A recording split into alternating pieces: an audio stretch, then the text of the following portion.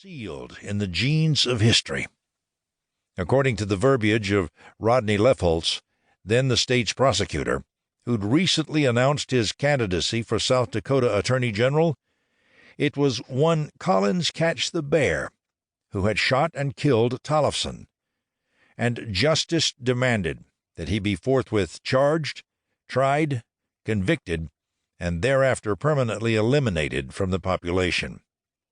In those days, and perhaps today in some quarters of the state, Indians were viewed with approximately the same affection as coyotes, rats, and other vermin.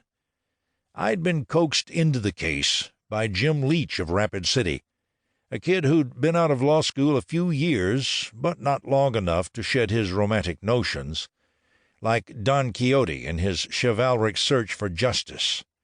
Leach was irrevocably wedded to the case. Why, I didn't know, but one thing I had learned the hard way was that embracing virtue often leads to unforeseen misadventures. Catch the Bear's trial was imminent, and Leach said he needed my help defending him. Before I take on any case, I try to discover who the client is. I want to know something about the seed and roots as well as the blossom.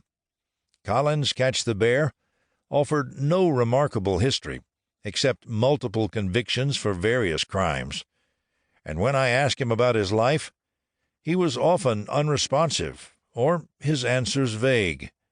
Moreover, he was unable to pay the first penny for his defense, covering not even the barest of expenses. I've long contended that lawyers ought not commit to a case unless they've been able to discover, after a charitable search, something in the client they can care about at the heart level. I've represented alleged killers and thieves and crooks of many stripes, and I've found that if one cuts through the hard, often hostile survival armor of even the most depraved, one will often find a tortured soul, a child wounded by parents hopelessly lost to drugs and alcohol, or, too often, stifled by utter poverty, but under it all, a human being worth caring about. For Catch the Bear's part, he often came off like a cipher in glasses. Perhaps I thought the tribal records would furnish more insights than the man seemed capable of providing. So it was there that Leach and I started our archaeological dig in search of Collins Catch the Bear. And indeed what we found was a young lost Sioux in search of the same elusive person, himself.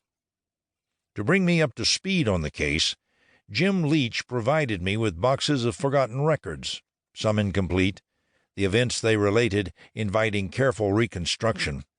Some lapses in the records were filled by the recollections of people who were there and by suppositions based on our own best judgment.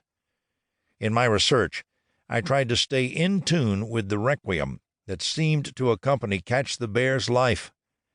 As a lawyer, I was, from time to time, required to create characters and conversations, to illustrate the carryings-on of persons who were symbolic of the events and times. And always, I relied on Jim's knowledge of the case, his earlier notes, and the sometimes reluctant and often truncated memory of Collins Catch the Bear himself. As my research progressed, what emerged was a chronicle of hurt and degradation. Later, long after the case and Collins's death, I knew I was asking readers to accompany me on a painful trek while writing this book. Why should they join me? To put it another way, why should I or they care? There's something about being human that invites our concern for those who have drawn the short straw in life. Many of the people on the Standing Rock Indian Reservation faced a challenge for survival. This is the story of one of them, Collins Catch the Bear. Derelict or saint? We shall see. It is also the story of trial lawyers who found themselves committed to the defense of a Lakota Sioux